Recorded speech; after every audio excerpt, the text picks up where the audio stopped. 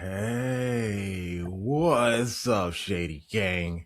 I wanted to start this episode with looking at Man City by the numbers. Men lie, women lie, numbers don't. Erling Holland leads the Golden Boot race with 17 goals, 6 above second place Igor Thiago. Foden, he's in the race also. He's third with 7 goals.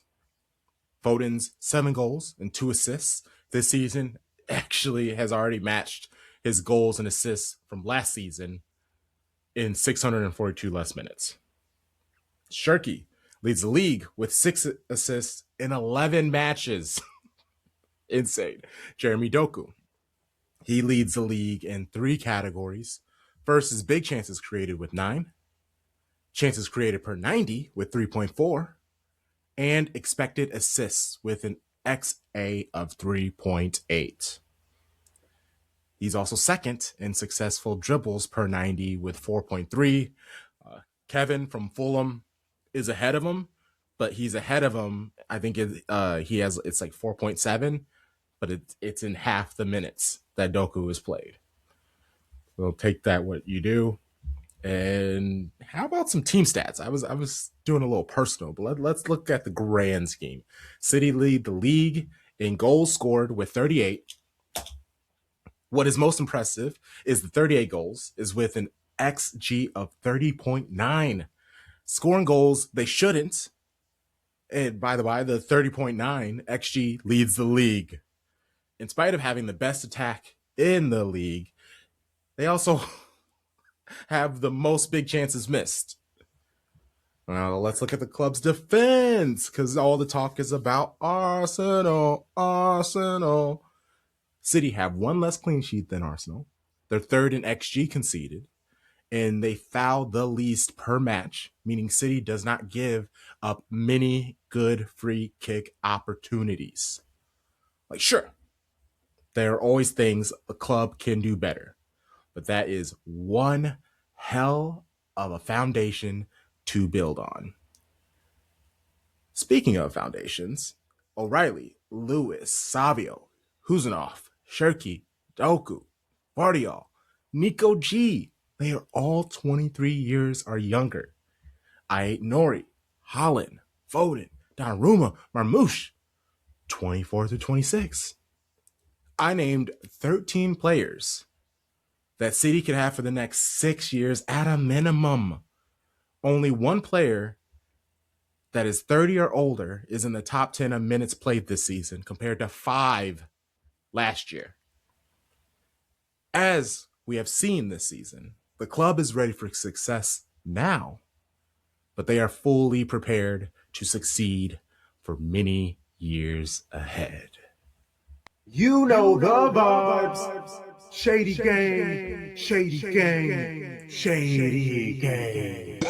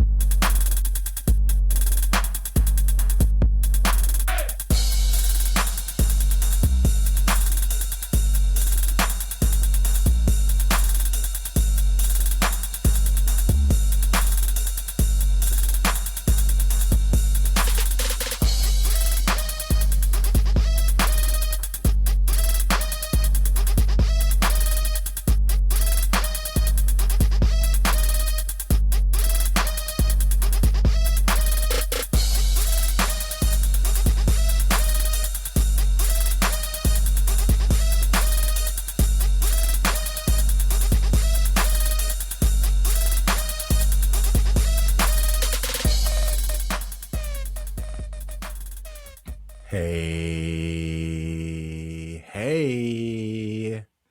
and welcome to Season 5, Episode 161 of Shades of Blue. This is culturally inappropriate. We are the most comprehensive show covering both the men's and women's game, talking Manchester City Football Club. spanning both sides of the Mason-Dixon line. We making art over here. Capitalize the A. I am Crunk Chocolate. I'm here with the show bros. Tom Bomb, Tarek, Sharpie, Charlie. How's it going? How you doing? How you feeling? I guess the better question is, how are you doing, Crunk? I know John Cena got sent home the other night, so make sure you're okay. Oh, okay. See, I can handle this. I was honestly on our wrestling pod. I am the resident, not John Cena hater, but like he doesn't move me. I thought you were going to talk about the Packers and then Michael Parsons tearing his ACL. Like that's where I thought you were going. That might have been second on my list. See, first of all, we're not talking about torn ACLs. I cannot. I shan't.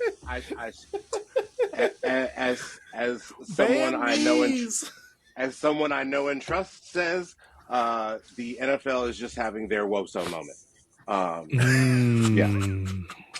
The woe-so moment is crazy. That's good. Crunk, since you asked about how I'm doing, I had a perfect sports Sunday. Literally, every team I love won. My enemies are down. God is real. I'm great. That's what's up, man. Tom and I we're hurting a little bit, so it is what it is.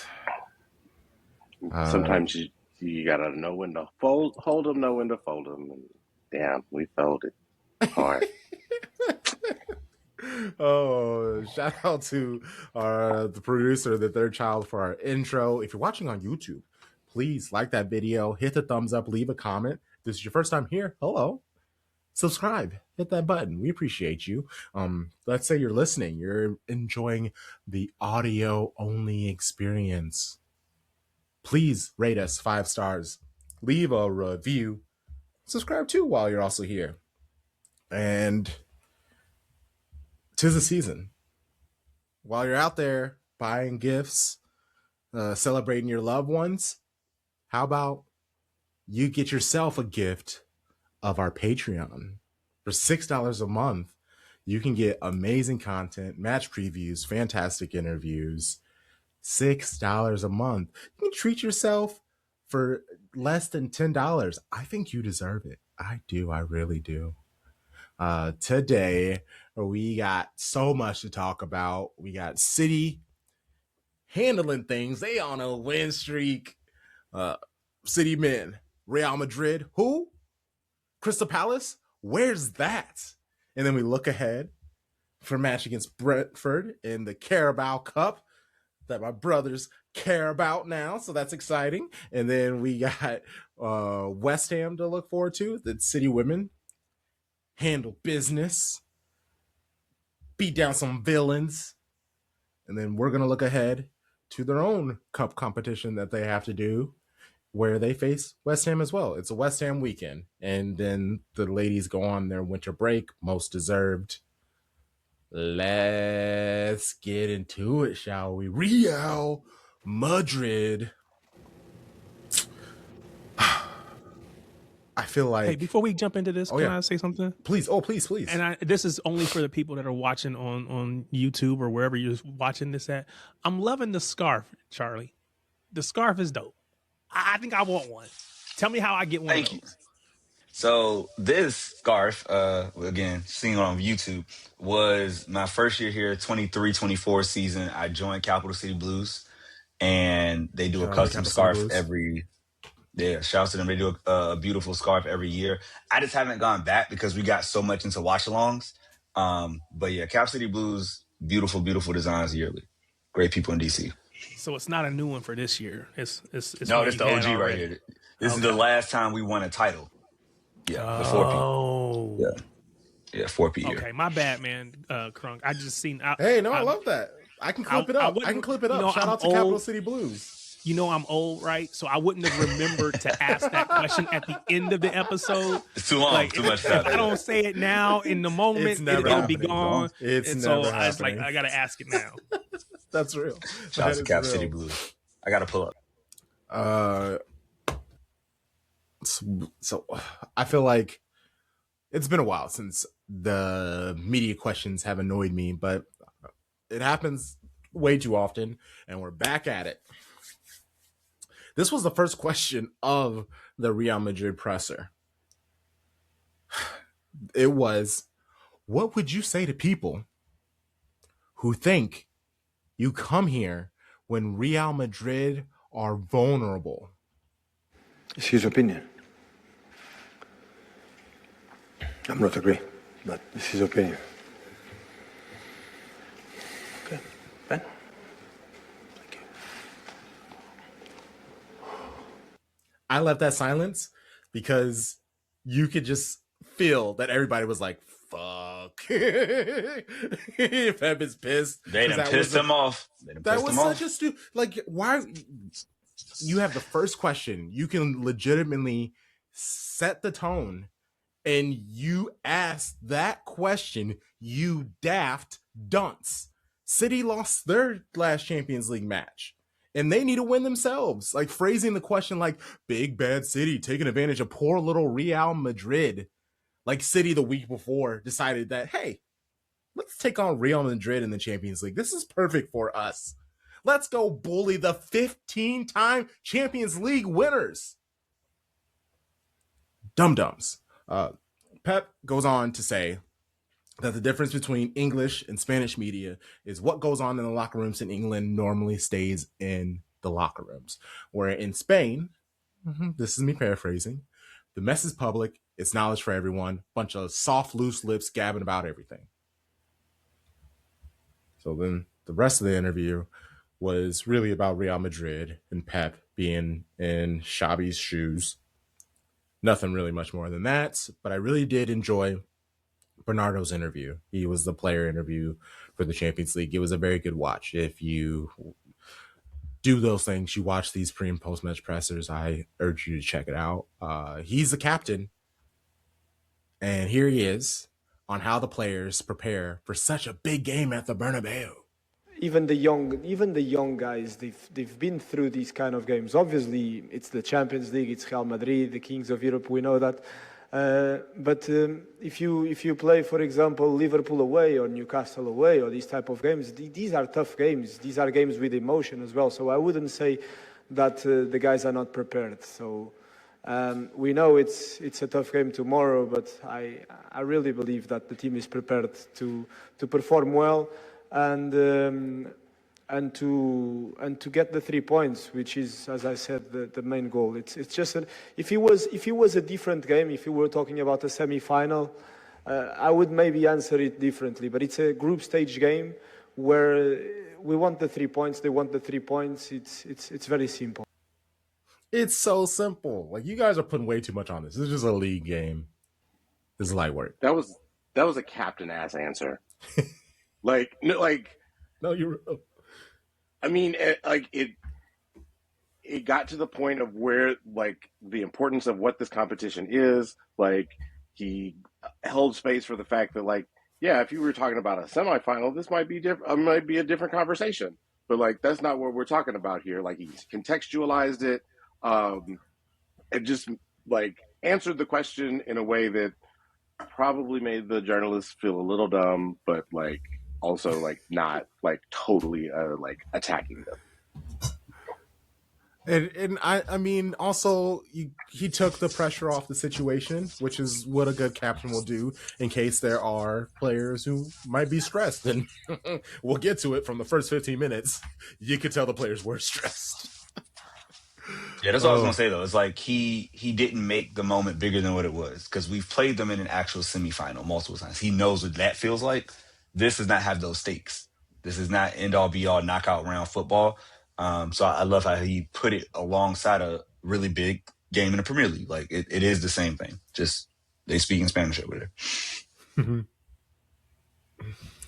Okay. Starting 11, unchanged from the match against Sunderland.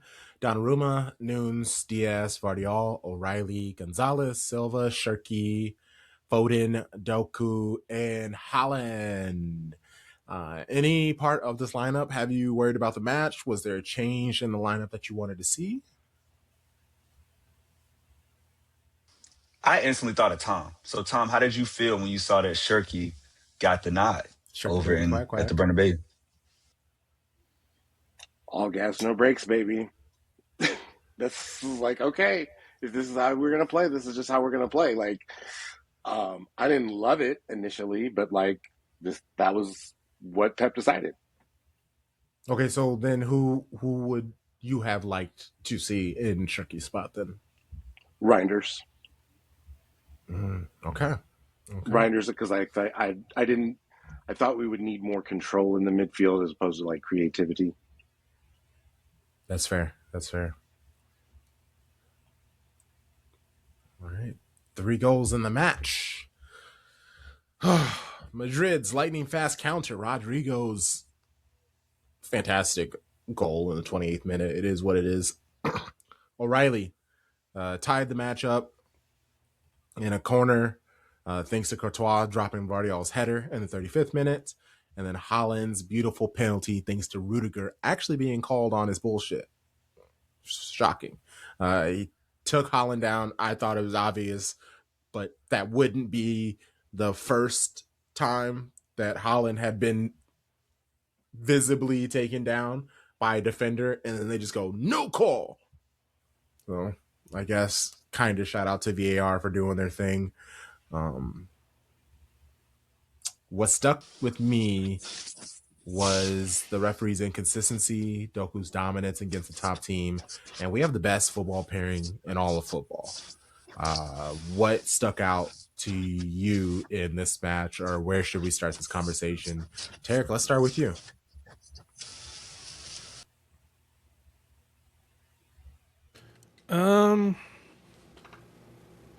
Yeah, I don't really know where to start, man.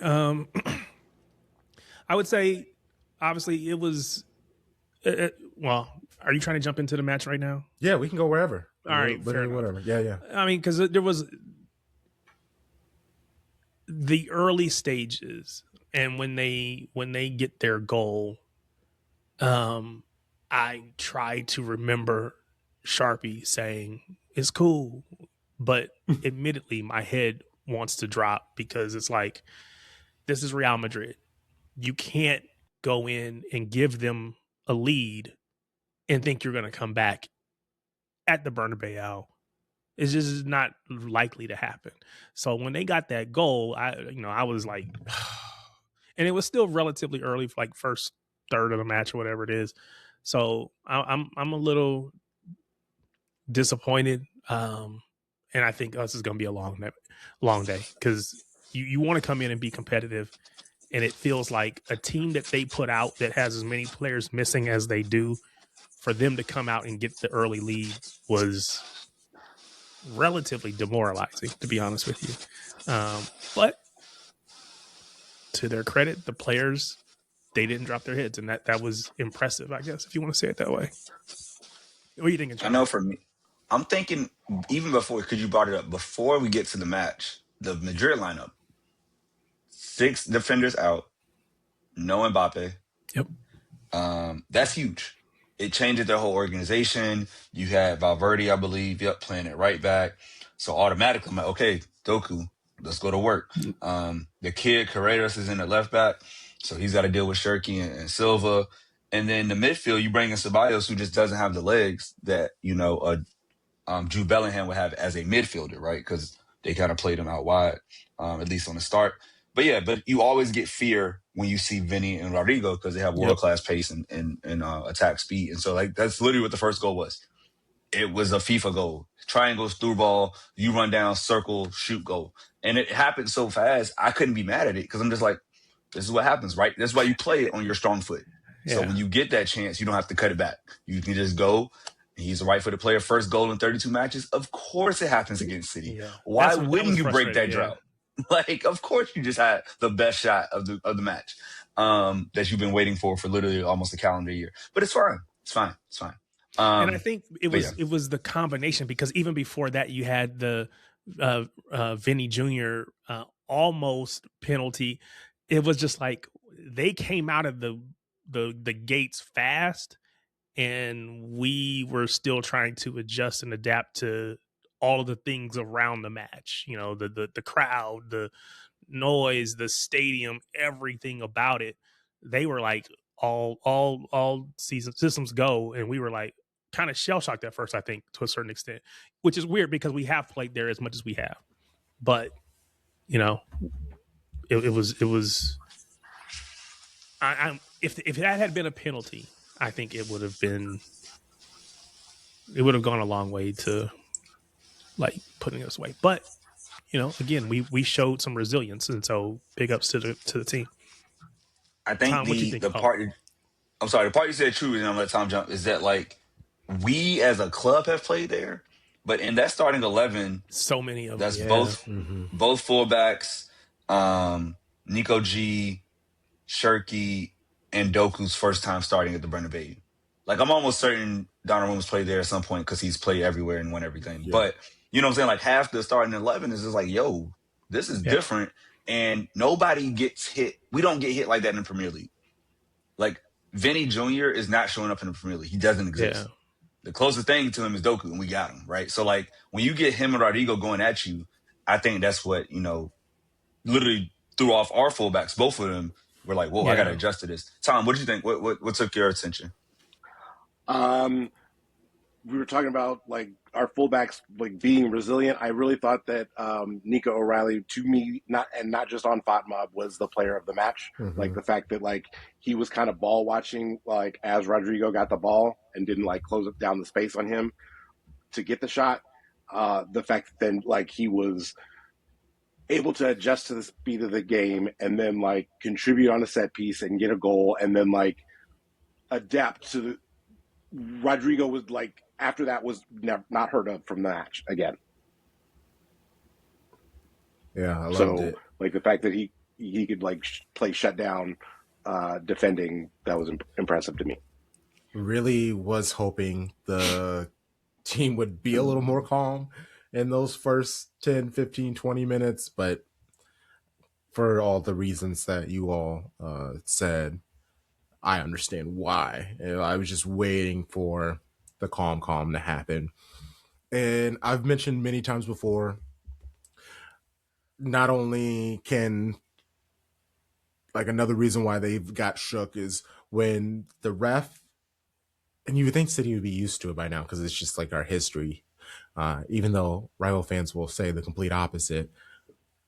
When City aren't getting the calls by the referee, that really messes up their headspace because then they're kind of afraid to go in for tackles because they think the fouls are going to be called on them, or they get extra hesitant with the ball. The referee, Clement Turpin, the ref for the match, he was the head referee for 9 Real Madrid matches before. Real Madrid had 8 wins and a draw before this win by Man City. And even post-match, Pep, who usually is just like, hey, the referee is what the referee is, but he did have a word. It doesn't matter what happened, we have to try to do it. But I understand that sometimes in this stadium, in this opponent, you know, it happened for the referee as well. You know, Nico O'Reilly have a yellow card with Valverde. 2 minutes later, Rudiger, the second yellow card is not being given. So it's the same action, absolutely the same action. I would say that the Rudiger is a little bit more. So that's why you have to deal in these stages for many kind of situations, and that will make us stronger. And he called the foul. He just didn't give the other yellow. And we were all waiting for that second yellow and him to get sent off. And then all of a sudden they were like, all right, move on. There was the Valverde tackle on Doku when he legitimately just came in late and took his legs out of him. And like good on Doku for just getting up and almost creating a goal. Like there were so many almost goals by Doku. He was amazing in this match. Can I pause you there? Oh, go for it. Doku missed this last match. Yeah. I wonder if that specific tackle you're referring to, because he got it again. We didn't really slow it down. They didn't spend a lot of time looking at it because he did get up, but it looked like he got cleated right in the shins. It's like if his leg is planted, that's a leg breaker. It was that forceful. It was that much, reckless of a tackle. So it would not surprise me if you get away from all the adrenaline and you realize, wait a minute, that hurt. So yeah, I think that's probably part of. Okay, I'm sorry. Go ahead. No, I was like, I think that had a factor in him being unavailable in the weekend. That's real. And I don't say he was such a late sub too. Like he got subbed at like the 88th. So you're like, wait, what? Like I know Alke comes in to make the defense more solid, but he's such a great outball that like, you could just say, oh, we'll leave him up there and he'll do work. Because that was a big gap between Savinho coming on and him coming off. But I will say this is kind of jumping around. Pep subs at the 70th minute, I think low-key saved us the match because he brought in all those fresh legs. When you take out Holland, Shirky, and Foden and just do a straight triple sub of Marmouche, Reinders, and Savinho, you're saying we're going to need the legs. We got a counter, so let's sit back now. And literally you saw Savinho's impact right away. Mm-hmm. Like when he got in there, you could tell he was going at people. And that should have led to the yellow that should have sauced the game away. But the ref was like, no, I want drama. But yeah, Pep, I get on him so much when he doesn't make subs, so I want to make sure I give love because those subs were critical. And if he would have stuck with the guys, knowing that we had a big match on the weekend, I don't think they're able to perform the same way. Yeah. No, that's fair. And I mean, good on Savio. I mean, we'll even talk about it on Crystal Palace. He is finally seeming to, I guess, understand what is needed for him. Pep, a couple weeks ago, said, hey, I've been telling him what he needs to do, but he's not listening. So maybe it just took a couple weeks. Maybe he just had to keep repeating the same thing over and over again. For him to be like, oh, I should be smarter on the ball. Cool Pep. But I also think it helps playing a team like Real Madrid, who aren't as tight when it comes to ground duels. Like they're gonna put a little loose leg out there. They believe either their other teammates will get it or that they know the moment they get the ball, they have the players that they do that just one long ball and they're right back in it with a chance to score. But yeah, that final 20 minutes was so stressful. Oh my gosh. But I love that the team was able to finish, like getting the win at Real Madrid down first. So then being able to come back, earn those goals, get the penalties. Holland now smashing in penalties because he missed one. So like, what do you do after that? Does he have it in him? And he still went the right corner. I think it's wild that a keeper dives a different direction. Even in the match of Crystal Palace, he went right in the corner. Like that's where he goes. That's just where he goes. So the fact that people think, no, this is going to be the one time that he goes the other way. I mean, that's also why I can never be a keeper because that's just way too much pressure. I mean, obviously there's still plenty to talk about. City made it through with this match. They now have 13 points. They sit in fourth. They have, in theory, if they have 2 games left, Bodo Glimt, and then it's Galatasaray, right? So yeah, those are the last 2 in January. These are winnable games. They are in a place for success. I am happy and hopeful. Anything else from this match before we move on? Last 2 things I got are 2 numbers. Our defense gave up 16 shots, but only one of them was on target, and that was the goal in the 28th minute. So we held off another shot on goal for over 70 minutes against Real Madrid at home. That's incredible. Yeah. So that back four has gelled. That fullback combination is legit. Those center backs work so well together. They feed off each other. Ruben's back into his prime form. Having a partner like Vardiol beside him is great. And then I just saw this on Thought Mob, and I was like, oh, this is what Xabi Alonso wants. We outran them 50.7 miles to 44. So that's a solid 6-mile difference in running. Like, that's crazy. And that's the effort that it takes to do what we did. So just it's everything he wants to build Xabi Alonso, but Pep has it. And that's a part of it. You don't run, you don't play. Like you see Shirky defending. Like you can't be on that pitch unless you are tracking back. And Erling Holland, clearance master, right? Like it's a beautiful thing to watch a young team. Like you said, all the ages crunk in the intro. We're watching guys who are 25 and under dominate. and rise to the occasion. And that's all you could ask for. I love it. Let's go. Yeah. Taking on a Real Madrid, these are experience points that are going to help these players level up. Like I'm just very excited about this club and where they could be headed to. Pep did acknowledge that it did take until the second half for City to be the better team. Like he admitted that, the first half was definitely all Real Madrid, but he also explained why.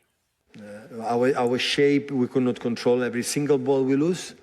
They could run against Madrid, no chance. Have to control a little bit more low situation. We can run, finish the actions, but you have to be the freedom when our people up front lose the ball, we are covered. And always we were too late. But we will learn. The important is we're learning, because I'm pretty sure that in the future, in the special circumstances, we will improve. And Pep wanted everyone to know that it was incredibly important winning at the Bernabeu. City now have the best chance they can to be in it, moving on without having to play a knockout game, which is very important. We saw how that was awful for City last season. This time last year, they were in like the 23rd spot in the Champions League on the table. Like there was a chance that City could have gotten knocked out of the competition before they even got past, could have got knocked out in the group stage, which would have been awful. Now they sit in fourth. But also, you can't be complacent. There's always places and things where the team can grow and get better, which I love. Now, moving on to Crystal Palace. Pep had to handle family business, which meant that Kolo, Toure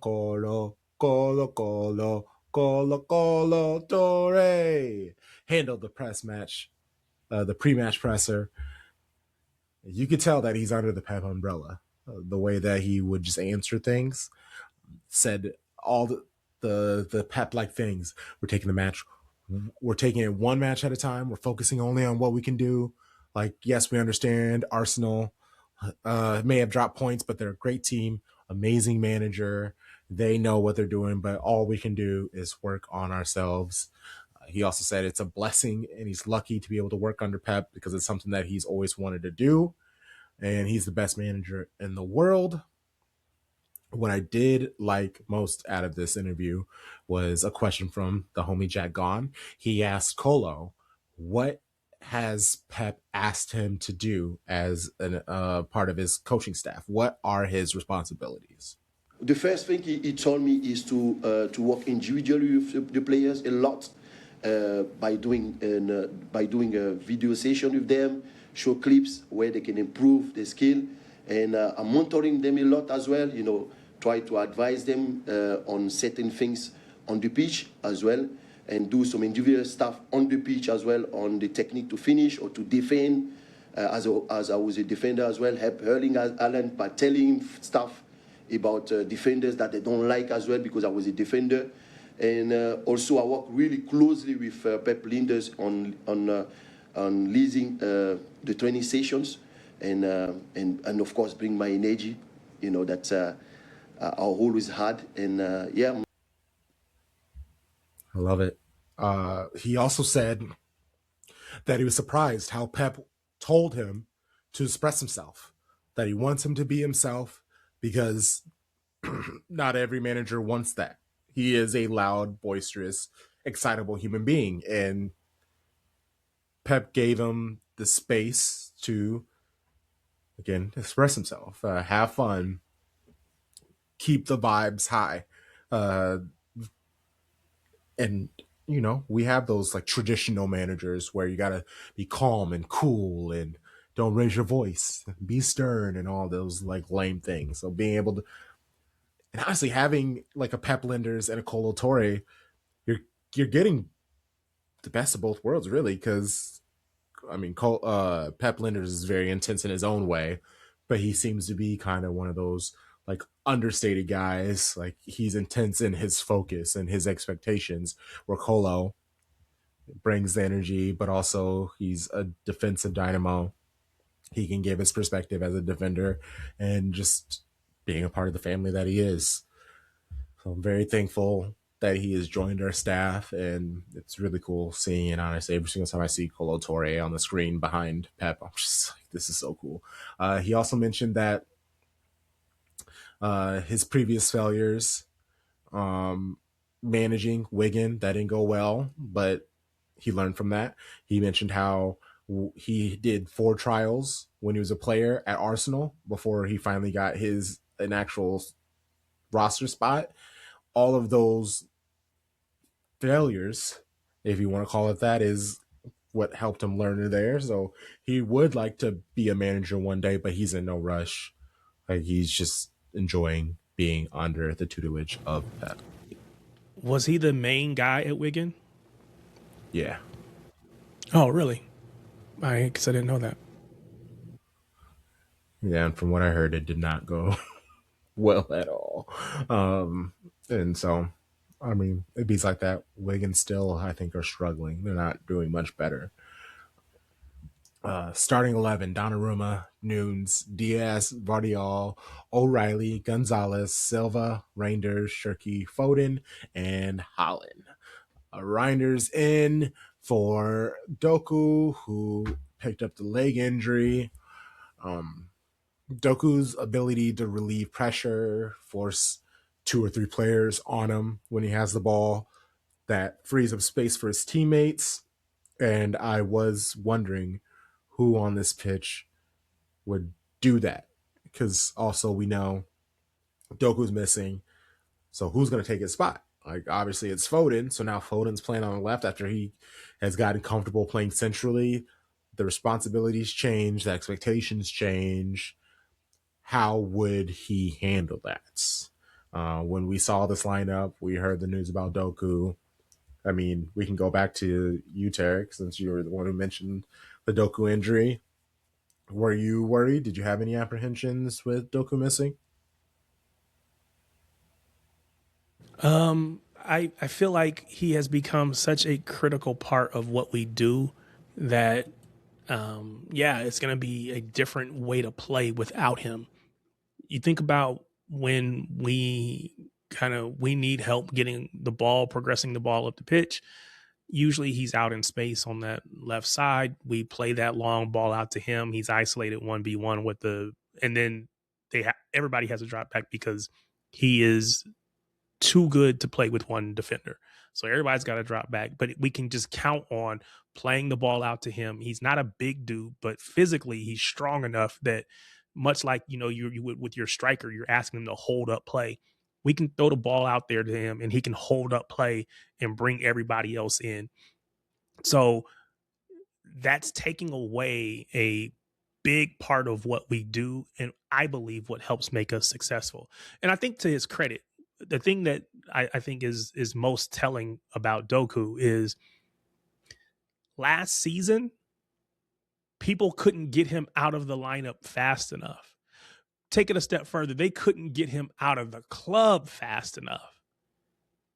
And now everybody is like, oh my God, there's no Doku. What are we going to do? That is a testament to how much this kid has come along, how much confidence he's playing with, and just, like I said, how integral he is to what we do. So yes, to answer your question, yes, it was concerning that he wasn't there.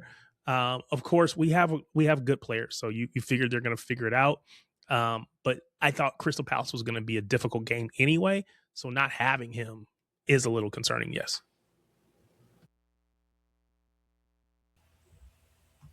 Tom?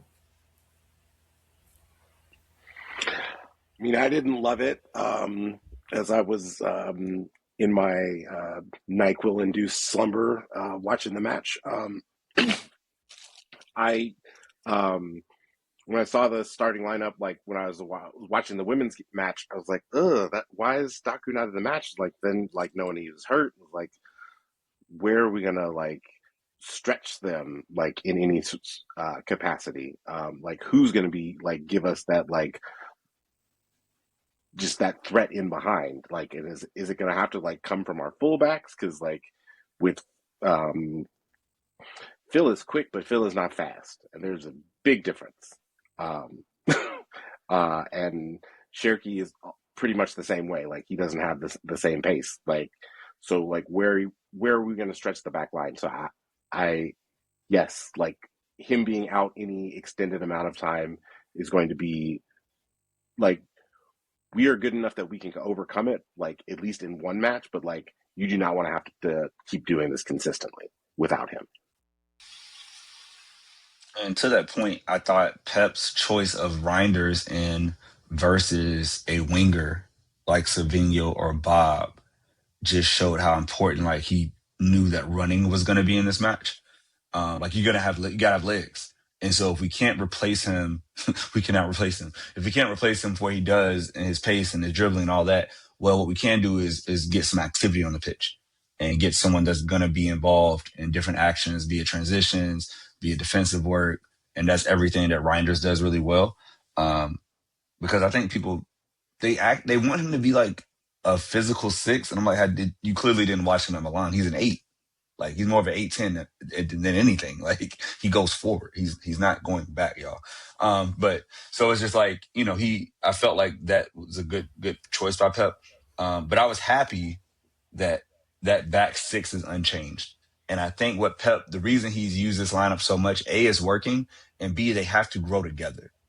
And without Rodri as the person who's like the fail-safe, they all need to learn each other really, really well. Because eventually I think we morph into a 4-2-3-1, right? Like the dream is the double holding of Rodri and Gonzalez together. And then it's like trouble season, right? Like, what do you do? But until then, we got to learn how to support. And of course, when Silva's on the pitch, he adds more legs too. So I think like as long as we looked at it and say, hey, we can keep them out of transition, we'll probably do pretty well in the match. I think that's what Pep was going for in the lineup. And Pep was a teensy bit critical on Philip. And Phil is today, I know that people maybe, I think differently, today was not good. He didn't play at his best, so he lost a lot of balls. He was so in a rush in decisions, was so anxious. And he has to play, just keep the ball and be associated with the other ones. And in the right moment, make this explosion that only he has, in terms of goals and assists go there. But before I arrive there, I have to be more calm. And but always sometimes it's because he want to do it well. I want to help that. Sometimes it's, he make these situations not clear. But Phil, in terms of work ethic defensively, how he press and how he come back and how he's inviolable. So it's incredible. So, and even from my opinion today, one of his best at the end was Phil, right? Run, and then I don't know, maybe the best of the team and score a goal because close to the box is unbelievable. Beating Crystal Palace by 3, a clean sheet on the road. That's great. Crystal Palace, they won the battle of the XG, which was interesting. Crystal Palace had an XG of 1.88 to Man City's 1.19. Still 3-0. Like I said in the intro, outperforming their XG. These are the games, this and the Real Madrid match. These are games that if City make a really nice Champions League run, if they win the Premier League title, these are the ones that you look back on and you realize that was the experience that gave the players the confidence, the self-belief that they need to handle any situation in this league.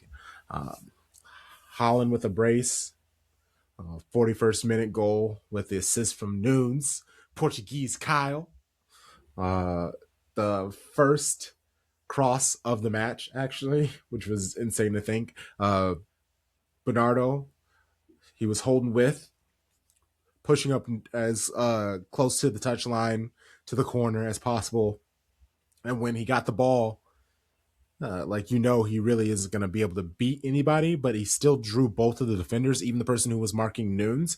They both ran after Bernardo Silva, and he just knocked the ball back to Nunes, which gave him all of the space and time that he needed to perfectly place the ball and Holland does what Holland does. Holland's second goal, City's third, was thanks to Sabio. His another good substitution cameo. He takes the ball from Crystal Palace's. It was a corner, I believe, and just runs. He ain't never moved so fast in his life, bro. Like he was going, and I'm not gonna lie, I was a little worried because I was just like, what's about to happen? And then he tried to dribble around the keeper. Henderson's dumbass took him out. Holland did his thing. I don't know if you saw it, but Shirky gave the ball a little good luck kiss before Holland took the penalty. So you can say that. Take pleasure and give your pleasure. And his teammates, his fans, and the ball. To everybody. He's just there to do what he can. And then Foden's goal in the 69th minute. Nice. Nunes creates the turnover. Shirky running with the ball. He lays it off to Phil in space where when he receives the ball in that area, that like central area outside the box, that's his sweet spot. That is like he's gonna ball out, and he did what he does and shot it perfectly. Placed it away. Are you saying he got the ball at the D?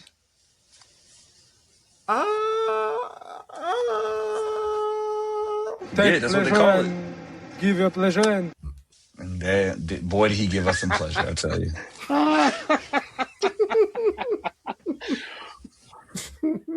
Oh God! Oh man!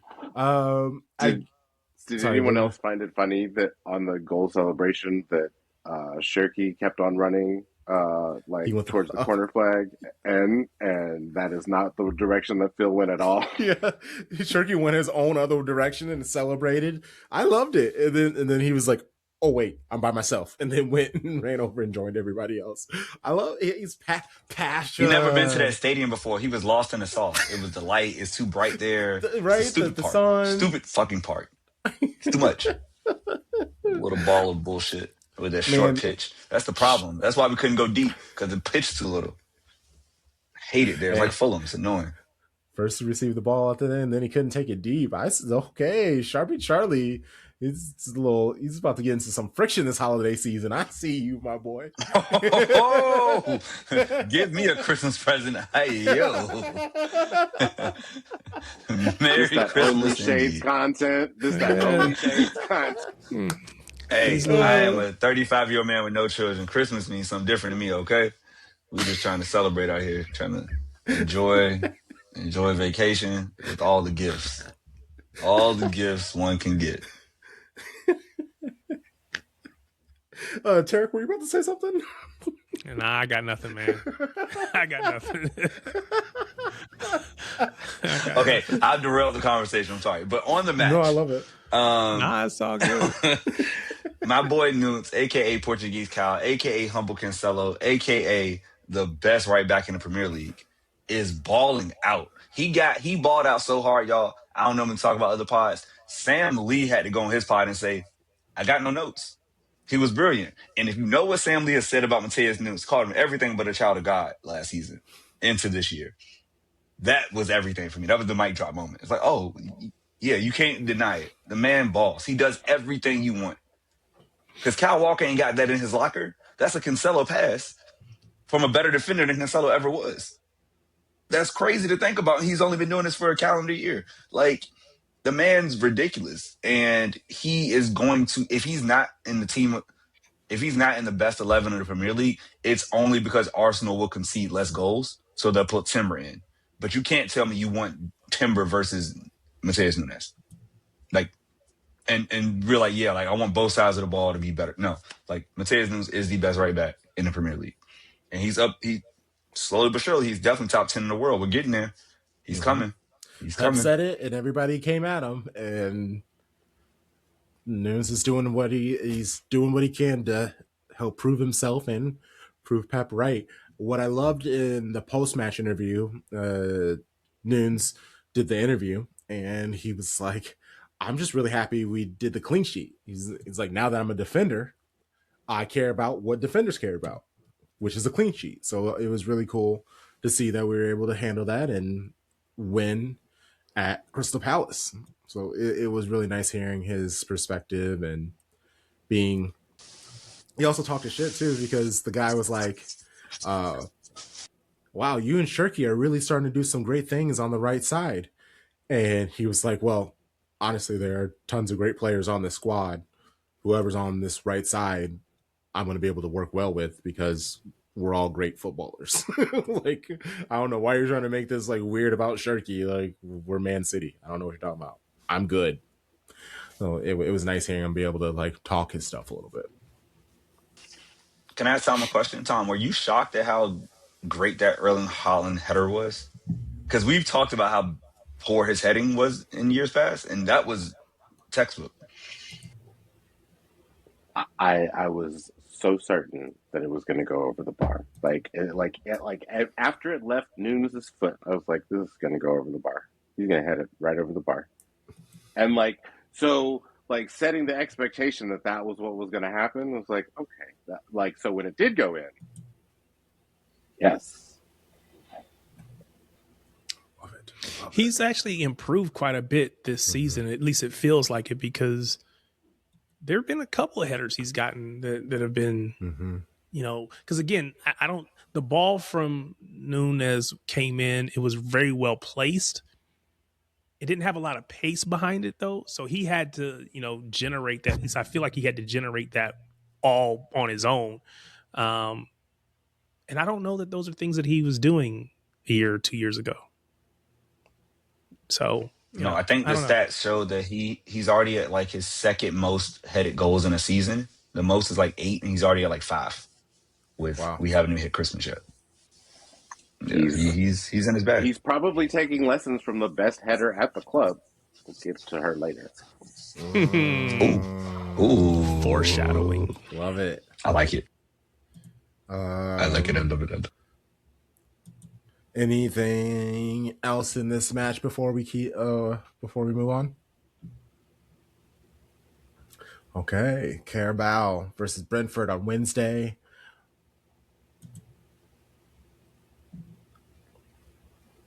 We should win.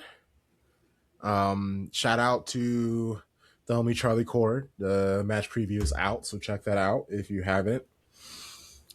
He talked about how that's just what every team does, is they rotate in these cup competitions.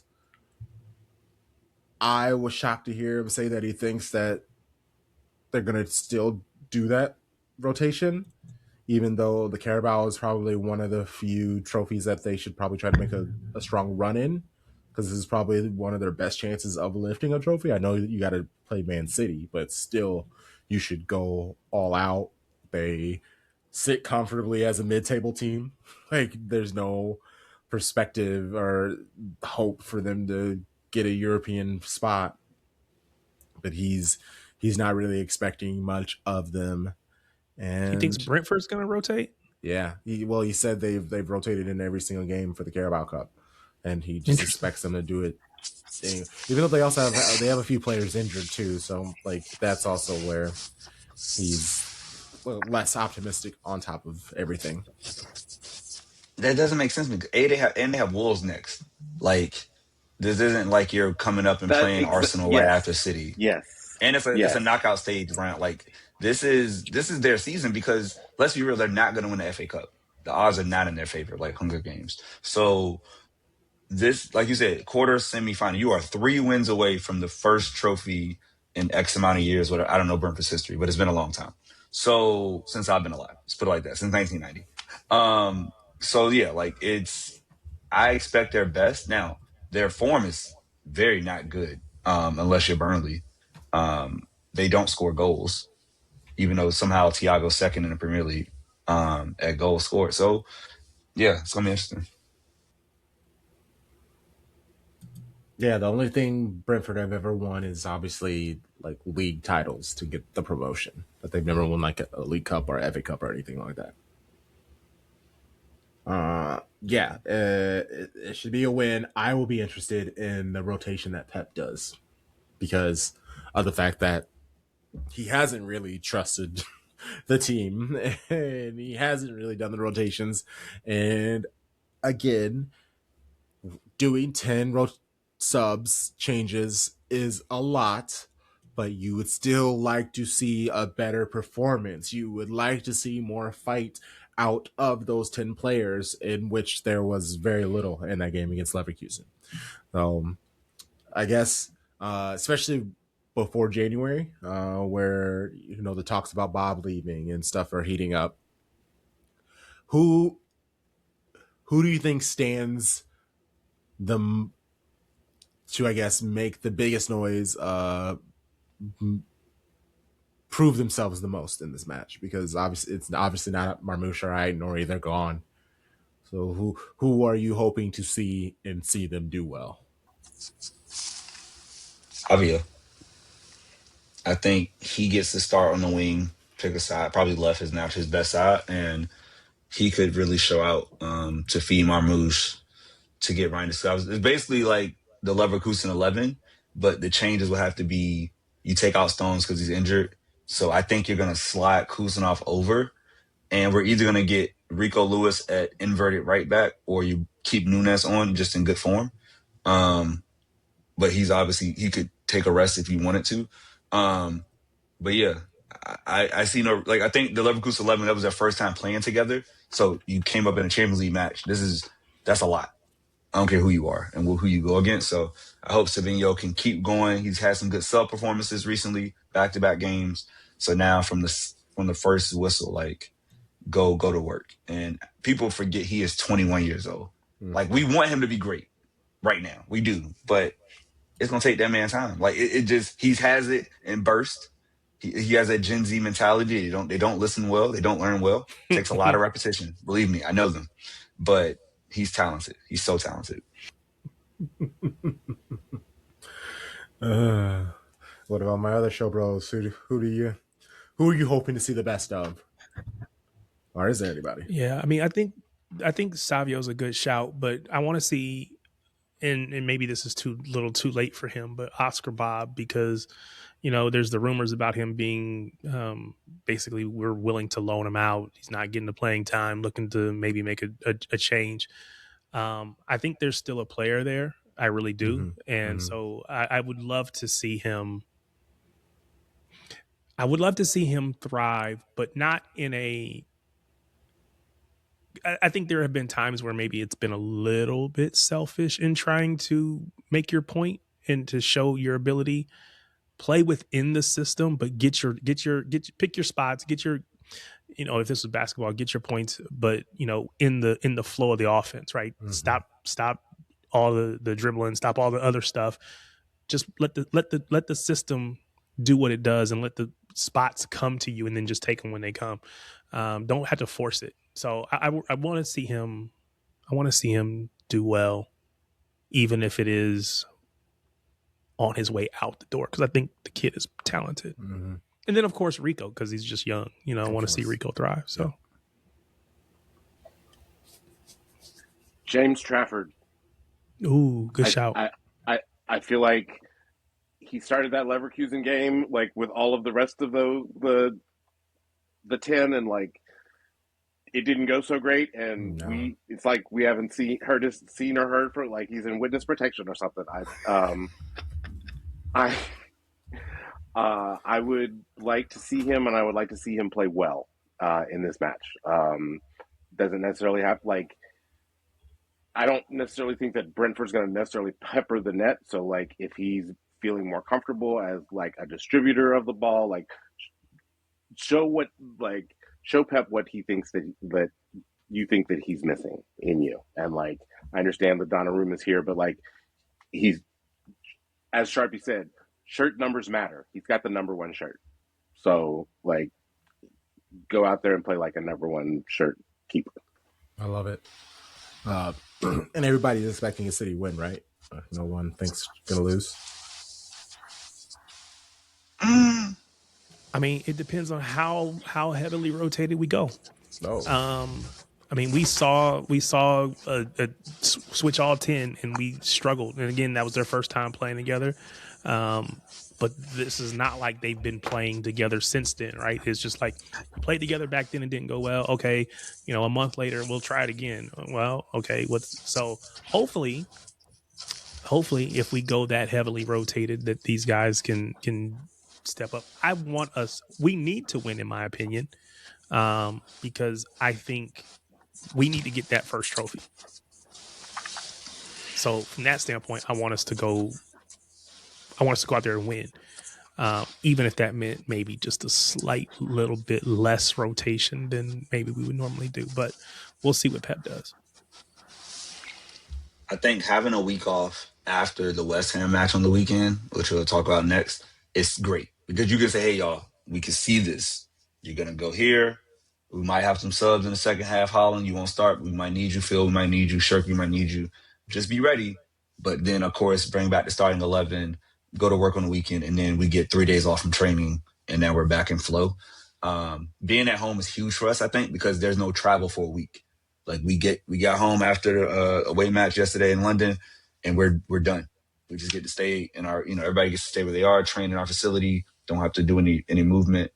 So I think it'll be close because Brentford always plays us tough. I don't care. Like they see that sky blue and they just start playing really well.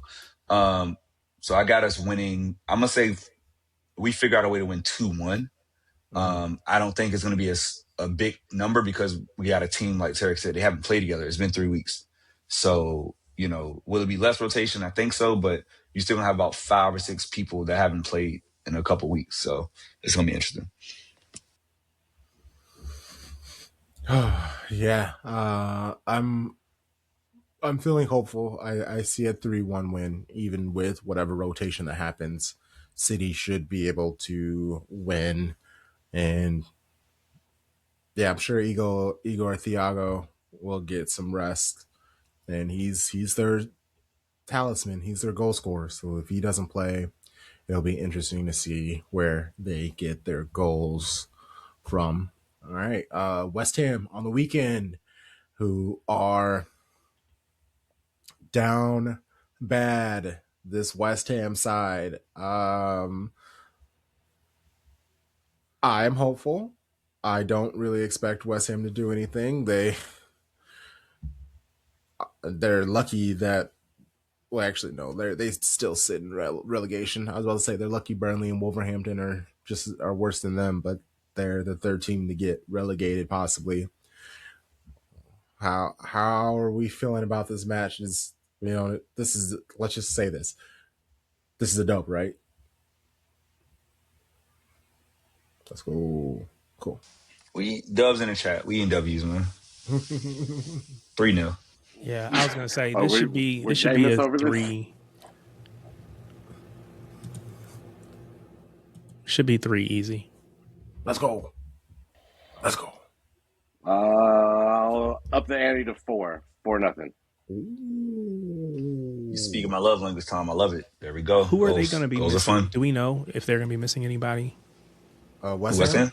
Yeah, because of what's it called? AFCON. AFCON. I just had that post. I don't think they are missing out on anybody, honestly. Okay. So their starting 11 against Villa had no African. Well, Diouf, sorry. He plays with Senegal. He plays the left back. Yeah. Yeah. But he's the only one in the 11 that would be up to leave. I don't know if Senegal's in it. 2 Frenchmen, Bissaka. Oh, and Juan Bissaka's for the Congo, but I don't know if they're going or not. Senegal's in AFCON. They're in AFCON. Okay. The idea, they are. What about Congo? But that's who Juan Bissaka represents now. But I mean, that team, man, it's just not, it doesn't put any fear in my heart. Yep. Okay, so their fullbacks is on. Oh, yeah, we cooking.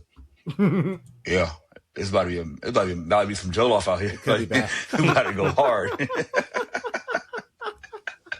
Yeah, no, this could be bad for him. This could be very bad for him. I've been in there already in a bad place, a dark place. So we'll see. Okay. Haven't won since November 8th.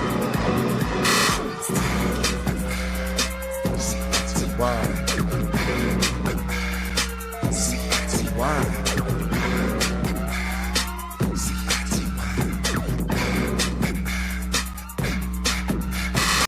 A couple of things. Baby Blue Baddies. This is our Manchester City women's segments.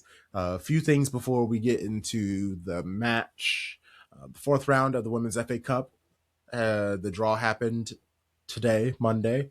It will be played the weekend of January 17th, 18th. Manchester City will travel to take on AFC Bournemouth women, who play in the Women's National League Southern Division, which is the third tier of the pyramid. Bournemouth earned a promotion last season. They sit first place in the Southern Division, eyeing WL2, hoping to earn back-to-back promotions.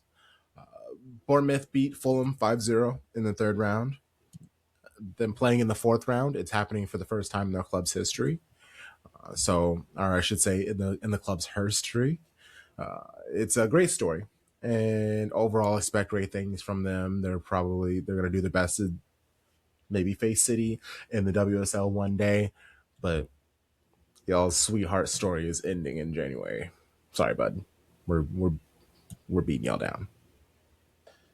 Yeah, you fighting Michael B. Jordan. I'm sorry for you. It's not going down for y'all.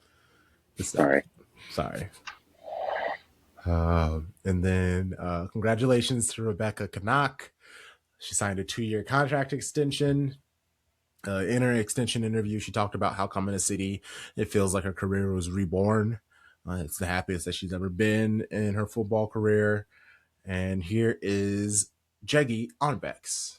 First of all, it's a great football player, but also for us, she's a leader on and off. She's always doing everything very professional, and we coming back from injury. That's the first time I've been working with her, so it doesn't have been that long.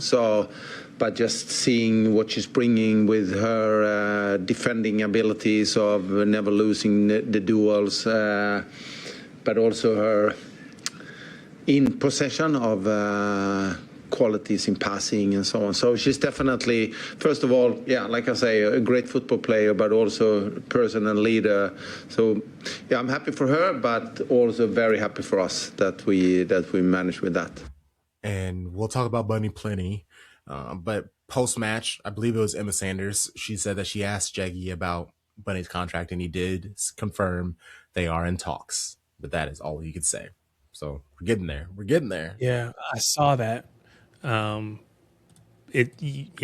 Hopefully we're getting there, right? Hopefully it's not we're in talks, but there's no real movement or anything like that.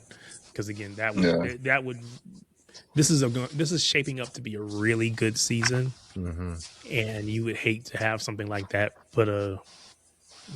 be that dark cloud that's hanging over the season. We need to put that to bed quickly, in my opinion.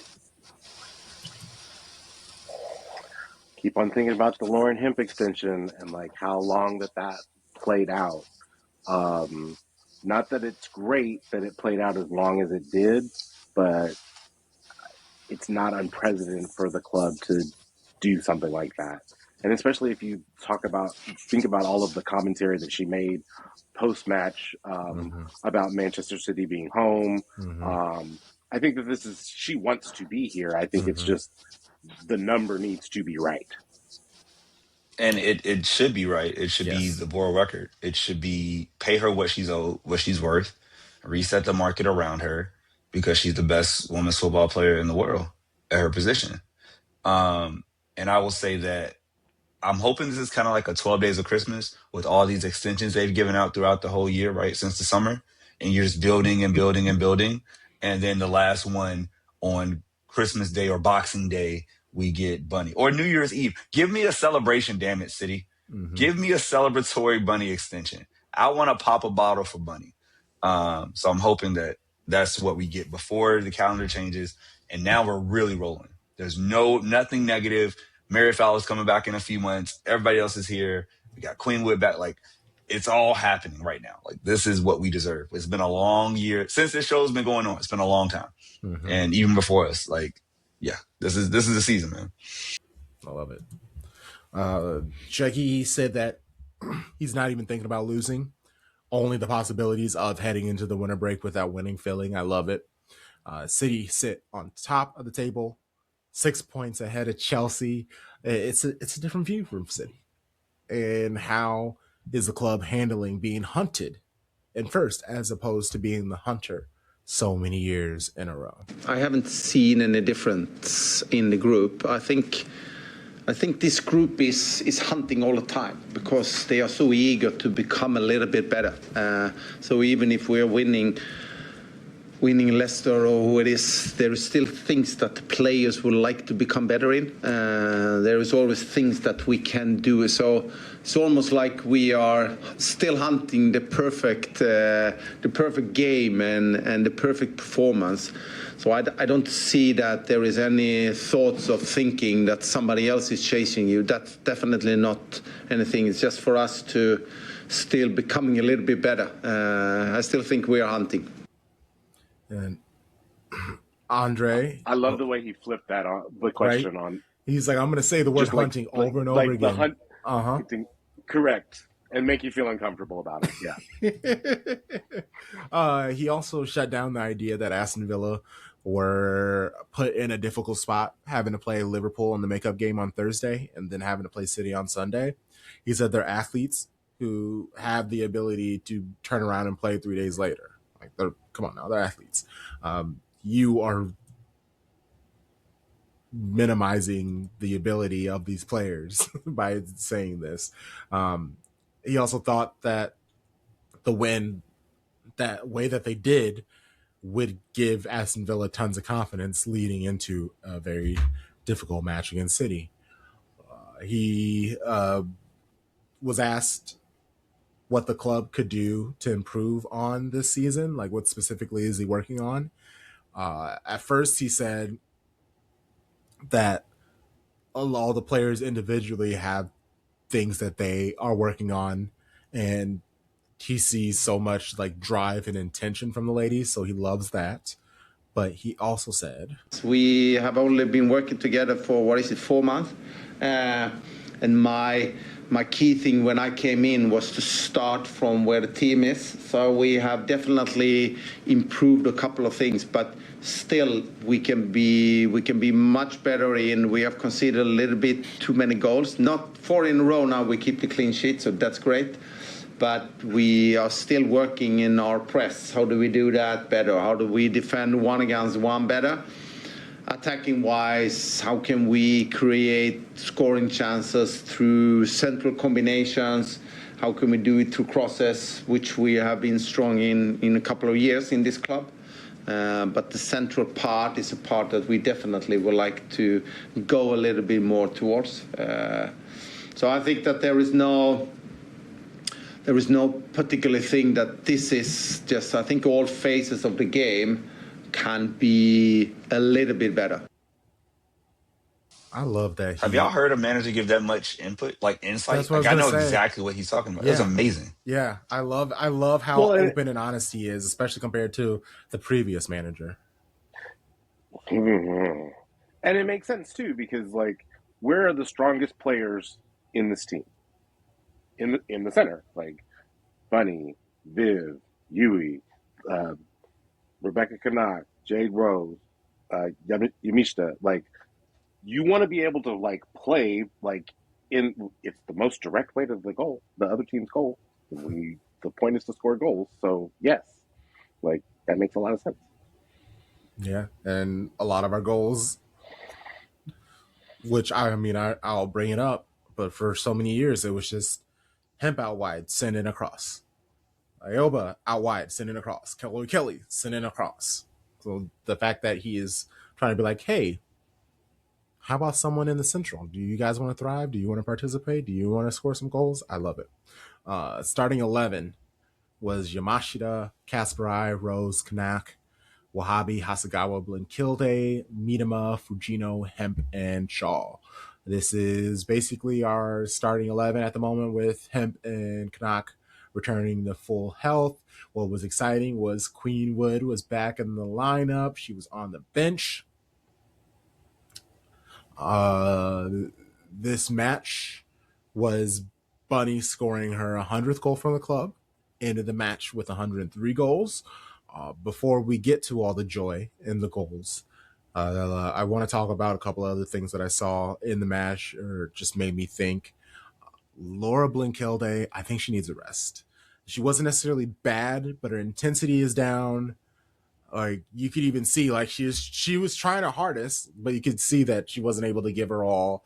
She's played 818 minutes this season and 11 matches played. Last season, she only did 11 matches in 365 minutes. So she's already done more than double what she did last year. The responsibility, what they're asking her to do is great, and she's doing great. We just really need to try to figure out how we can get Clinton Lohman healthy, because I know that that's the biggest reason why Blinky has had to play all of these games. But it's definitely what Jackie say. What he called them? He said they athletes, man. They athletes. They get so much rest. The women get all the rest, and we literally don't play midweek, like ever, except for this one. Like, I'm sorry, no, it's not even midweek. It's on the weekend. We haven't played a midweek match all season since September. Like, she fine, she good. Get out there. You young. She got young legs. Go. You got to build that strength, Crunk. She got to learn her. You can't have endurance if you don't run, baby. Come on now. Fairs. She got 2 weeks off coming up. She got a vacay on the way. Okay. Fairs. Go relax. Fairs. Okay. Something else that we've discussed a lot. Someone who doesn't have the legs are the youth on her side, and it's going to feel harsh considering we scored 6. Wahhabi. She was food. Chastity Grant and Rachel Daly. They ate her right on up. Yeah. They ate her right on up. And she was subbed off in the 63rd minute. But like Kasparai stepping up with her ability to help the attack now. Yui freed from all of her defensive responsibilities, able to help the attack a little bit. Miedema, the way that she sprays the ball around, it means that we don't necessarily have to work. I think that was my biggest takeaway from this match. I think that she had her best match as a 10.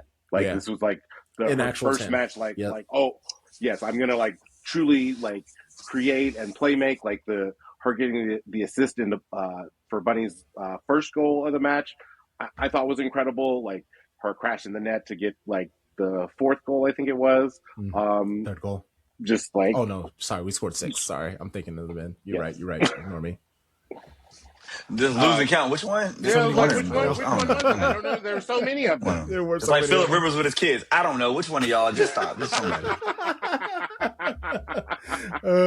He don't go be a dad. My God. Hey, the health insurance theory is real. There we go. The health insurance theory. I have a new theory Sacrifice. On this. Like, no, seriously, he's doing this so he can make sure that him and all them other kids that he got under 26 can be insured. And because insurance premiums is about to be crazy out here in 2026. Especially with 12 kids. Especially with 12 or however many he has. Yeah. It's just so many damn children. He's Father Abraham over here. Man, it's crazy. Wow. That's hilarious. You called him Father Abraham. That's funny. But Wahhabi, with Miedema doing her thing, Kasparai doing her thing, Yui doing her thing, we're not having to rely as much on Wahhabi getting up the pitch, hitting those crosses in.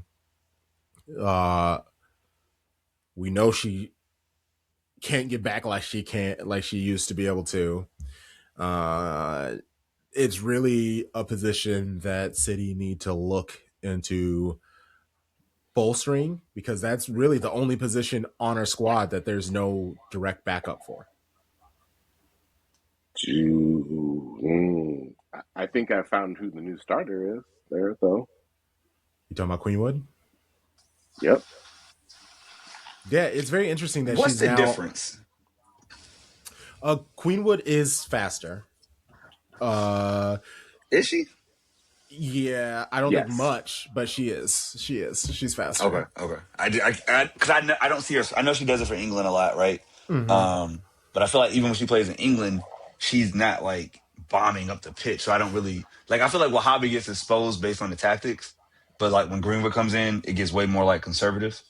like for how she delivers and like So it's like she plays her age better than what Wahhabi does. Well, I think it'll be interesting to see if like you might see her start in a match like at the Emirates against Arsenal. If you might see her start at Old Trash Can against United. If you might see her start at the Etihad against Chelsea, like just to give you more of that defensive solidity against the teams that have a more potent attack in the WSL. Yeah, because like I said, we don't necessarily need Wahhabi to be one of our key creators anymore. So like we kind of need somebody to be defensive, people who can get back, especially with the way that City Jackie wants the ladies to kind of make those passes. He said in the pre-match like pep talk for the ladies, that's what City had been doing the day before they release his like minute and a half long pep talk that he gives. And he was like, we are the best team in this league in one-on-ones. I need y'all to be making these line-breaking runs and give your teammates the ball and take on these people. So if you're going to be doing things like that, sometimes you might lose the ball, which then you need players who are willing to get back or can get back. And honestly, in this match, and then lastly, before we get into this game, City, I just think it's amazing how we went from dire straits the previous season when injuries destroyed the club. Like we had an entire starting 11 of injured people in some of the biggest matches of the year last year, to now we have a roster that we have to bring on Grace Clinton, Caroline, Sydney Lohman, Alex Greenwood. They're coming on as subs. That's insane. We still have Mary Fowler and Naomi Lazella return. The significance of a deep run in the League Cup, the FA Cup, like we need it simply just so these players can get minutes. Like I just really love where the club sits at this moment. Like it's great. We no longer just have depth; we have quality depth. Yeah. And I think that like playing in as many competitions as we were playing in last season, like just knowing that like we're able to rest these players and not being in as many competitions, and knowing that as different competitions come up, like, oh, we can make this sub and it's not going to like kill our chances in this competition. Like that's going to be huge. Yeah. I legit forgot Naomi Lazelle existed. Not gonna lie to y'all. Sorry. Had not thought about that woman in months. Once he told us Gracie Pride was better, I was like, okay, I'm sorry, I forgot.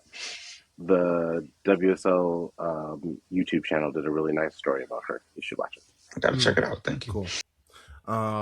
Big ups to Aston Villa, who marked man-to-man, and that took City some time to figure out how to pass around them.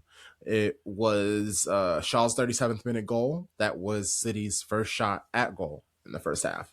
The intensity of Villa's press dropped slightly enough to allow City to pass around the opponents. Those line-breaking runs and swift ball movement was the story of City's attack. If a player drops back to receive the ball, another player is immediately making a run into that open space that their teammate left. And then you just got to trust them to receive the ball and make the right decision with it. So, perfect example. Hemp drops back, Miedema and Bunny, they make runs. Hemp feeds her, Miedema hits the low cross to Bunny first time. Bunny does what she does. It was a sliding shot, just passed it right around the keeper. It was perfect. It was unstoppable. It was Bunny's 100th goal. She does a Zen celebration, showing respect to her City counterpart, Holland. Absolutely loved it. Bunny knocked it in 10 minutes later. In the first half extra time, Hasegawa created a turnover, starting the counterattack. She takes the ball at the pitch, feeds Bunny, who then chops the ball onto her right foot, drops the defender, gathers herself, like legitimately takes like 3 steps and just launches it past the keeper. It was one of those situations that watching it live, I was like, shoot! But then when they showed the replay and then you see it in slow motion, Bunny had all the time in the world. Like, and it's amazing how like a half second can feel like the longest time when you are of quality like Bunny. Mark made a really good point on the last episode of The 12, which is a WSL podcast that you all should be listening to, about how Yui Hasegawa is given more freedom to move like higher up the pitch and like make those entry passes into like not just into the final third, but make entry passes like into the box that become assists. So like she's no longer just making the key pass; she's making the key pass and then getting the assist. Which is more akin to what she does for Japan. So I'm wondering if like, and the reason that we're able to do that is because Blinkilde Brown has been able to like step up her game in the way and like in a similar way, such that you can play them as a double pivot and like they have a good working relationship as far as like who's gonna who's filling in to make the runs, who's coming back to hold the space in behind. They have a good chemistry between the two of them. So I'm wondering if that is one of the reasons also why Blinkilde Brown like is probably not going to see a rest before the break. Which is fair. Fujino, her goal in the 63rd minute makes it 3-0 City. Lightning fast counter. A sumptuous pass by Miedema. So she receives the ball. She starts running centrally and she's cutting left. She glances over to see where Fujino is. And what she did is she just created space and an angle for her pass. She went left to give her all of the space, just perfectly passed. It was gorgeous. Oh my gosh. Aoba just is able to sprint onto it. She doesn't have to slow down. She takes her player on, Lucy Parker. She takes a shot. Lucy Parker dives trying to deflect the shot. It clips off of her foot, goes past the keeper. Goal. Just swift. It was a killer goal. Tom, hold on. Have you seen a better pass in the WSL this year than Viv's? Like, that ball was crazy. At least for City. Like, that might be the best pass of the season so far. Oh, for City, definitely. Like, there's not been a pass that good. No. Insane. Like, phenomenal. Yeah. Which is why I think, like, that pass is probably why she played, like, why we can say that she played her best match as a 10. Mm-hmm. And since she's been in a City shirt. She truly, like, was creating for other players in a way that, like, I don't think that we've necessarily seen her do before. And, you know, I did say, like, in a previous episode, like, hey, maybe we should just go get a 10. We should just go get Lacey Santos or Croy Bethune. And while we will need another younger 10 in the future, Viv is playing very well right there right now. 63rd minute subs brought in Greenwood for Wahhabi, Clinton for Blinkilde, and then Carolyn came on 3 minutes later for Lauren Hemp. City lost a clean sheet because of a 70-minute goal from the corner. Lucy Parker, she beat Miedema, who was marking her, and then Jade Rose kind of just watched the ball go. And shout out to Lucy Parker, who just smashed the ball past Yamashita. And this is why I hate subbing on a set piece, because like the corner was on the, like they subbed on, and then for the corner, like there's too many moving parts. Like you don't know who's marking who, what areas what person is marking. You got to wait to make those subs.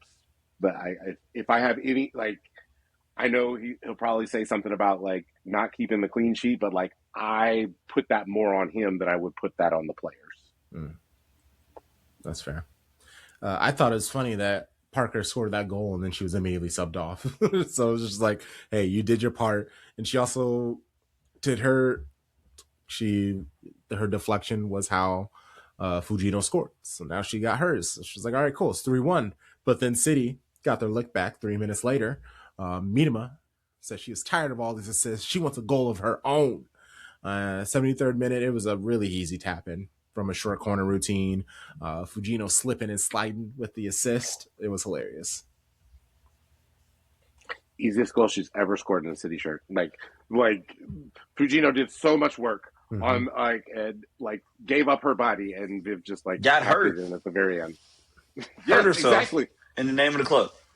Love. And honestly, the way that Mitoma, the lack of celebration, you could tell that she felt embarrassed because legit all she did was just direct it into the goal. She did nothing. It was great. And then Bunny gets her hat trick thanks to a wicked assist by Caroline. Shout out to Grace Clinton. She is in the corner of Aston Villa territory, deep back there. And she sees Caroline, great vision, and then pings the ball directly towards her. Caroline chests the ball, then redirects it with her foot from a defender who was trying to take it and start a counter. And then she's just off. You see actually a Villa player, they try to grab her and pull her down, but just bounces off of Caroline. That could have been really bad if they actually were able to pull her down like they were wanting to. It could have been really, really bad. So I'm happy that Caroline is just a beast, so she wasn't able to do that. And she sensed that there were other Villa players who were probably about to foul her. She dragged 4 players' attention to her. One of them was also the player who was supposed to be marking Bunny. She then just releases Bunny, who's all by herself. She does what she does. She is inevitable. Bunny hat trick. 5-1. But wait, there's more. Bunny snipes a goal from Grace Clinton in the 4th minute of extra time. Loman comes in the 85th minute, giving Mitoma a well-earned bit of rest and reprieve from that rain. The goal began again from Hasegawa.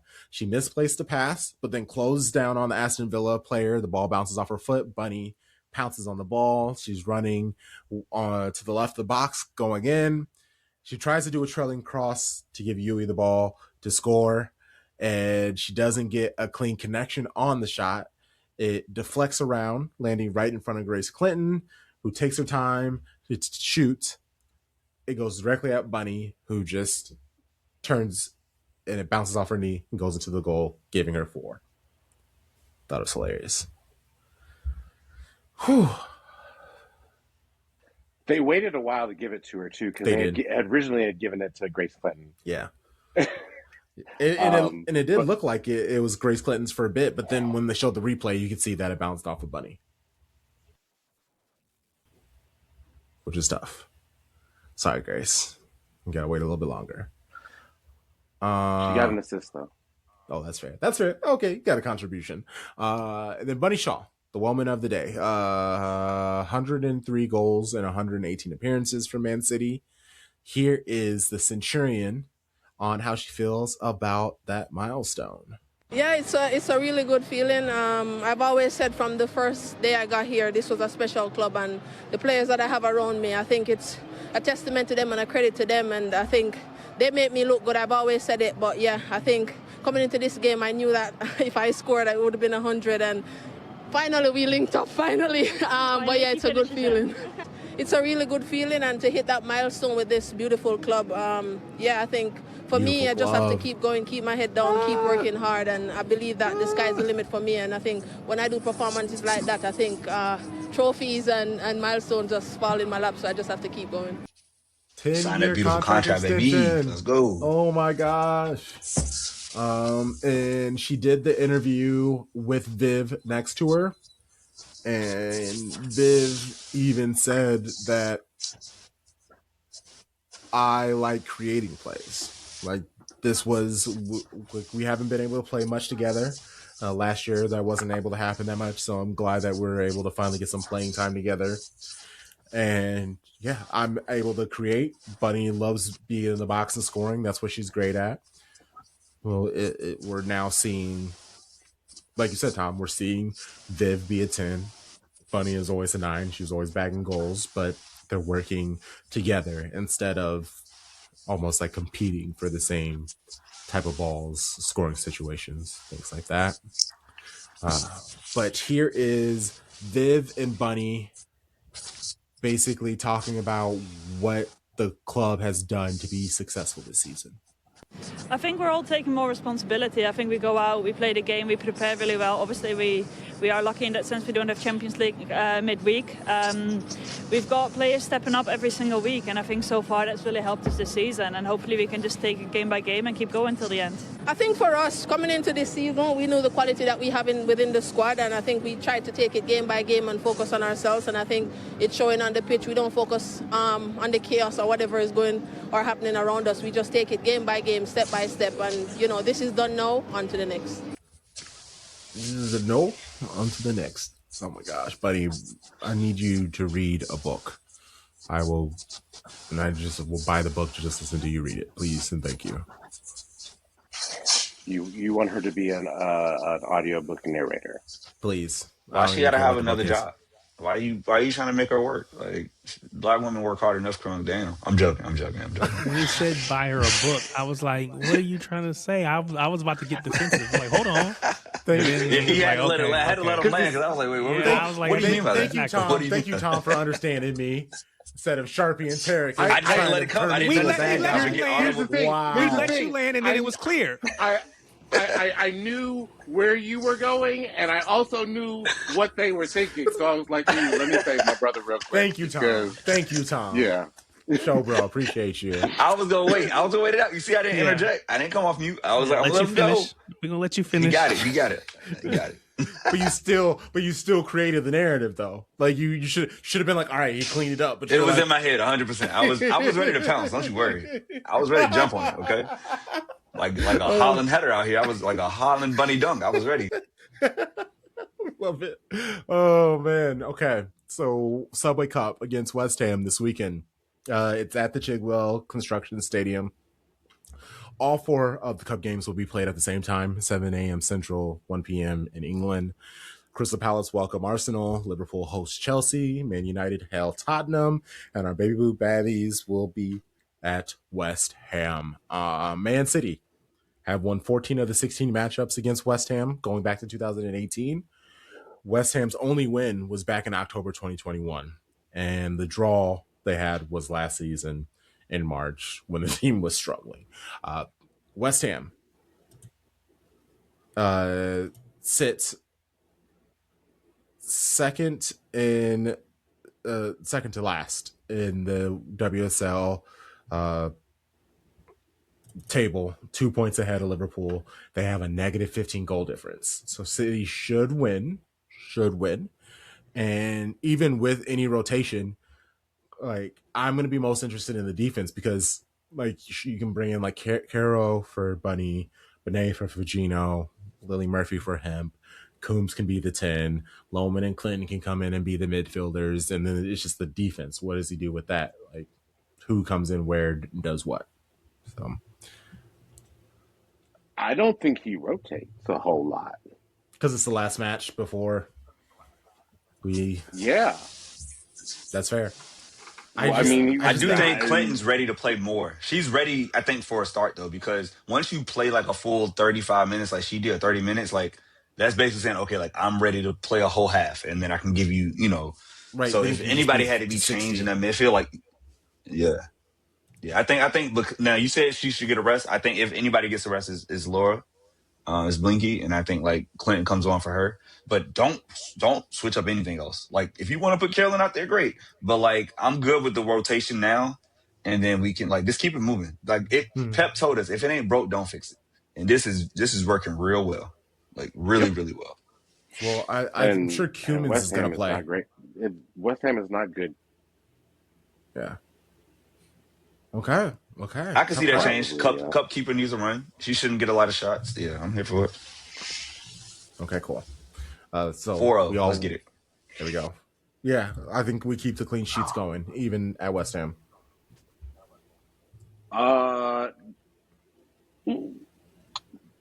got 6-2. I think it's going to be a high-scoring game, but like mainly just because I do think that Shakira Martinez and Vivasai will get on the score sheet for West Ham. Yeah, they're ballers. That makes sense. Hey, same score, different numbers. I see what you did there, Tom. I like it. All right. Yeah. Exactly. You see where I'm at. Yeah, it's probably a four goal difference. I'm with you on that, but I'll go 3. I'll go 3-0. I like it. Clean sheet. I love it. Let's keep the clean sheets. Okay, that's an episode. This was fun. Show bros. Let people know where they can find you and what you're doing. We'll start with the sick one, Tom Bomb. Shout out to you, flu game. Proud of you. Doing my best over here. You can find, if there's a social media app and I use it, you can find me at TomBomb816. Also, you can find me on the 12, which is the WSL podcast you should be listening to. Yo. I got you. You can find me at Sharpie Charlie. And before I leave, I just want to give a shout out to the homie Amy. She made a great point about the men this weekend. We play West Ham right before Arsenal play Everton. So there's a world where we could go into the Arsenal game with being top of the table. And guess who they play? Good old Super Jack Grealish and Everton. Jackie, it's time. This is why you're on loan. Sleeper This cell. is your weekend. This is your moment. So shouts to Sleepers. Amy, Sleeper Cell Jack. This is when you come through for us. Let's go. I love it. That's a great shout. I'm tempted to ask, does that give him more incentive or less? But I don't know. No, that's fair. You know, hopefully he can go out there and take some points for us. Yeah. So you can find me on, Twitter, Blue Sky, at Tarek Peterson, TarikPeterson. You can also find me on YouTube. I will be doing my live stream tomorrow night, Tuesday, Talkback Tuesdays. Typically we kick off about 6:30 Eastern time. We'll be talking the Premier League weekend recap. We'll look to the Carabao Cup preview. A lot of things we did in this episode as well, but we'll do it live and give people a chance to hear back from them. So you can find it on YouTube, same name, Tarek Peterson, and we'll go from there. Appreciate you. At Shades of Blue and W. Find us on those social media apps, TikTok, Threads, Blue Sky, X, Instagram. We out here. And you know the vibes. Shady gang, shady gang, shady.